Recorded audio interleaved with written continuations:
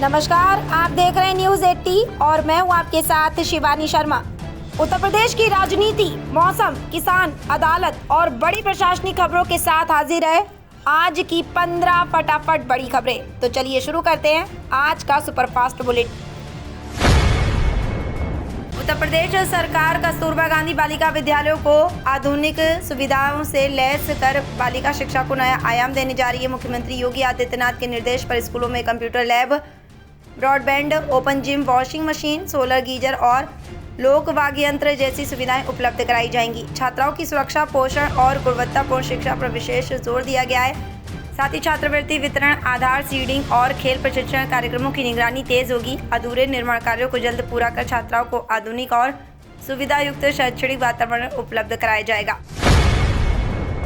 मुख्यमंत्री योगी आदित्यनाथ ने उत्तर प्रदेश पुलिस के जवानों को ड्यूटी के दौरान रील बनाने पर सख्त नसीहत दी है। उन्होंने कहा कि ड्यूटी के समय सोशल मीडिया के लिए रील बनाना घोर अनुशासनहीनता है और इससे पुलिस की जिम्मेदारियों पर असर पड़ता है। लखनऊ में 930 कंप्यूटर ऑपरेटर को नियुक्ति पत्र वितरित करते हुए सीएम ने पुलिसकर्मियों से सतर्कता, गंभीरता और टीम भावना के साथ कार्य करने का आह्वान किया। उन्होंने कहा कि हर कर्मी को अपनी ड्यूटी के प्रति पूरी निष्ठा रखनी चाहिए, तभी बेहतर परिणाम और जनता का विश्वास हासिल किया जा सकता है। उत्तर प्रदेश की मुख्यमंत्री आवास योजना का सकारात्मक प्रभाव सामने आया है। शासन के मूल्यांकन प्रभाग द्वारा 2019 से 2020 से 2023 से 2024 के बीच किए गए सर्वे में 84% लाभार्थियों ने बताया कि पक्का मकान मिलने से उन्हें सर्दी, गर्मी और बारिश जैसी प्राकृतिक परिस्थितियों से बेहतर सुरक्षा मिली है। वहीं 77% परिवारों ने जीवन स्तर और रहन सहन में सुधार होने की बात कही। सर्वे में शामिल 1464 परिवारों में से 1457 ने माना कि आवास मिलने से जीवन की गुणवत्ता और आत्मसम्मान बढ़ा है। योजना के तहत अब तक 5.87 लाख से अधिक ग्रामीण परिवारों को आवास उपलब्ध कराए जा चुके हैं। मुख्यमंत्री योगी आदित्यनाथ ने 21 जून को होने वाली नीट परीक्षा के अभ्यर्थियों को बड़ी राहत देते हुए राज्य परिवहन निगम की बसों में 50% किराया छूट देने की घोषणा की है। प्रवेश पत्र दिखाने पर यह सुविधा मिलेगी। प्रदेश के 59 जिलों में आयोजित परीक्षा में करीब 3.5 लाख छात्र शामिल होंगे। मुख्यमंत्री ने परीक्षा की निष्पक्षता और पारदर्शिता सुनिश्चित करने के लिए कड़े सुरक्षा इंतजाम, अफवाह फैलाने वालों पर निगरानी और बाहर से आने वाले विद्यार्थियों के लिए अस्थायी आवास की व्यवस्था के लिए निर्देश दिए। साथ ही अंतर्राष्ट्रीय योग दिवस को जन भागीदारी अभियान के रूप में मनाने पर भी जोर दिया। उत्तर प्रदेश के उप मुख्यमंत्री केशव प्रसाद मौर्य के एक बयान से प्रदेश की राजनीति में हलचल तेज हो गई है। उन्होंने दावा किया कि समाजवादी पार्टी के 25 से 26 सांसद पार्टी छोड़ने को तैयार हैं।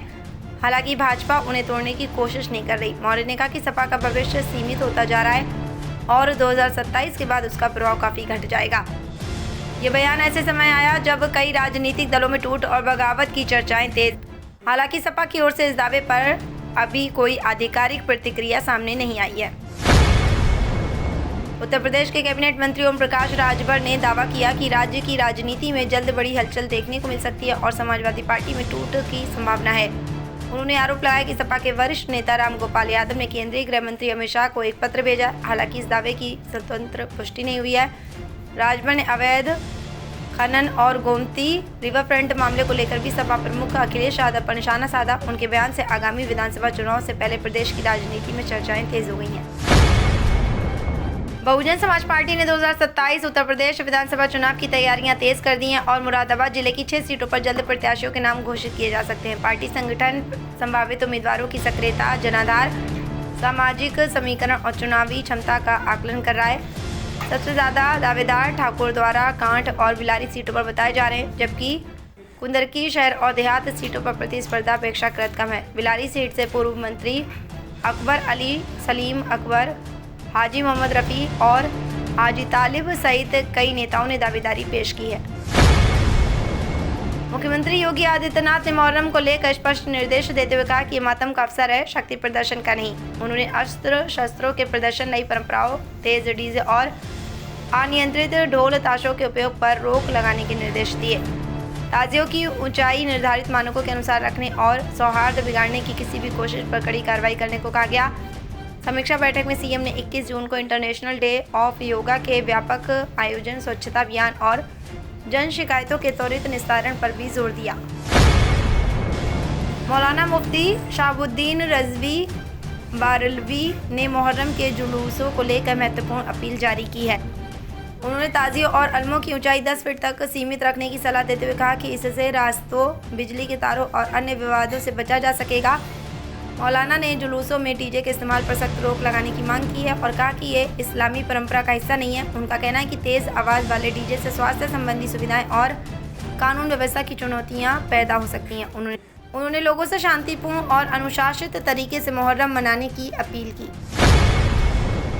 उत्तर प्रदेश की राजनीति में ओम प्रकाश राजभर के सपा में टूट के दावे के बाद हलचल बढ़ गई है। उन्होंने आरोप लगाया कि समाजवादी पार्टी के कई सांसद भाजपा में शामिल हो सकते हैं और वरिष्ठ नेता राम गोपाल यादव पर भी सवाल उठाए। इसके जवाब में सपा प्रमुख अखिलेश यादव ने इन दावों को खारिज करते हुए कहा कि भाजपा में भी कई विधायक पाल बदलने को तैयार हैं। दोनों नेताओं के बीच इस बयानबाजी से राज्य की सियासी सरगर्मी और बढ़ गई है। उत्तर प्रदेश में प्रस्तावित रानी लक्ष्मीबाई स्कूटी योजना के तहत राज्य की मेधावी छात्राओं को मुफ्त स्कूटी देने की तैयारी की जा रही है। योजना के पहले चरण में लगभग 50,000 छात्राओं को लाभ मिल सकता है। पात्रता के अनुसार स्नातक प्रथम वर्ष में 80% या उससे अधिक अंक प्राप्त करने वाली और जिनके परिवार की वार्षिक आय 10 से 12 लाख रुपए से कम होगी वे शामिल हो सकेंगी। इसके लिए वर्ष 2026 से 2027 के बजट में 400 करोड़ रुपए का प्रावधान किया गया है। आवेदन और नियमावली जारी होने के बाद प्रक्रिया शुरू होगी। फिलहाल छात्राओं को अपने दस्तावेज तैयार रखने की सलाह दी गई है। ब्रजभूषण शरण सिंह और गोंडा सदर विधायक प्रतीक भूषण सिंह को मोबाइल फोन पर जान से मारने की धमकी मिलने का मामला सामने आया है। शिकायत के अनुसार 14 जून को आए कॉल में आरोपियों ने दोनों को खत्म करने की बात कही।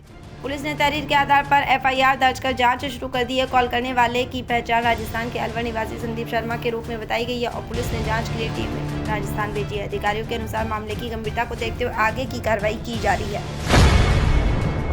उत्तर प्रदेश के उप मुख्यमंत्री ब्रजेश पाठक ने राम मंदिर चंदा विवाद पर विपक्ष पर तीखा हमला बोला है। उन्होंने अखिलेश यादव से सवाल करते हुए कहा कि बाबरी मस्जिद के निर्माण के लिए जुटाए गए चंदे का पैसा कहां गया।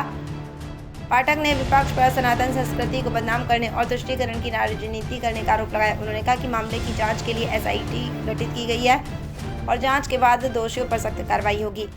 उन्होंने ये भी कहा कि सरकार भ्रष्टाचार के मामलों में जीरो टॉलरेंस की नीति पर काम कर रही है। उत्तर प्रदेश सरकार 2026 से 2027 में गन्ना कृषक सम्मान योजना शुरू करने जा रही है, जिसके तहत उत्कृष्ट गन्ना उत्पादन और नवाचार करने वाले किसानों को सम्मानित किया जाएगा। मेरठ परिक्षेत्र के उप गन्ना आयुक्त के अनुसार योजना में प्रथम, द्वितीय और तृतीय स्थान पाने वाले किसानों को क्रमशः 10,000, 7,500 और 5,000 रुपये दिए जाएंगे। इसके अलावा शॉल, मोमेंटो और सम्मान पत्र भी दिया जाएगा। आवेदन की अंतिम तिथि 30 सितंबर तय की गई है। योजना में 4 श्रेणियों उत्पादन, बीज, गुणवत्ता, प्राकृतिक खेती और सर्वाधिक आपूर्ति के आधार पर चयन किया जाएगा। और 18 जून 2026 को पश्चिमी उत्तर प्रदेश में मौसम मिश्रित रहने की संभावना है। मेरठ, आगरा, अलीगढ़, नोएडा और बरेली सहित कई शहरों में दिन के समय तेज धूप और उमस बनी रह सकती है। अधिकतम तापमान लगभग 33 डिग्री सेल्सियस से 41 डिग्री सेल्सियस के बीच रहने का अनुमान है, जिससे गर्मी का असर अधिक महसूस होगा। कुछ स्थानों पर दोपहर बाद बादल छाए रहने के साथ हल्की बारिश या गरज चमक वाली बौछारें पड़ सकती हैं। कहीं कहीं तेज हवाएं और आंधी जैसी स्थिति बन सकती है। मौसम में अचानक बदलाव की संभावना को देखते हुए लोगों, खासकर किसानों और यात्रियों को सतर्क रहने की सलाह दी जाती है। तो ये थी आज की 15 फटाफट खबरें। अगर आपको वीडियो पसंद आया तो वीडियो को लाइक, शेयर व कमेंट जरूर करें।